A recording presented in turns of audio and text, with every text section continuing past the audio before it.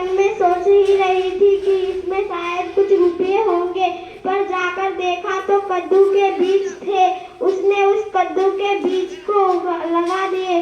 लगाने के बाद थोड़ी ही देर में उसके पति घर आए तो वह कहा कि क्या कर रही हो भगवान। वह बोली कि हम कद्दू के बीज लगा रहे हैं। एक चिड़िया हमें छोड़ के गई, उसकी मदद करने तो वह उस कद्दू को लगाने के बाद अगले दिन देखती है तो उस कद्दू में कद्दू उग गए थे और बहुत बड़ा पेड़ भी हो गया था। तो वह उस कद्दू को तोड़ करके काटने लगती है। काटी तो उसमें से ढेर सारा रुपया और सोना निकला था। इसलिए उसके छोटे भाई ने उन्हें देखा तो उसे बहुत ज्यादा जलन महसूस हुआ और उसने भी ऐसा ही करने को अपनी पत्नी को कहा।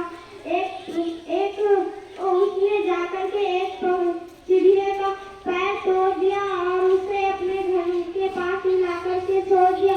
उसकी पत्नी ने उस चिड़िया के पैरों के पास हाथ से मिट्टी ही लगा करके बांध दी रस्सी और छोड़ दी।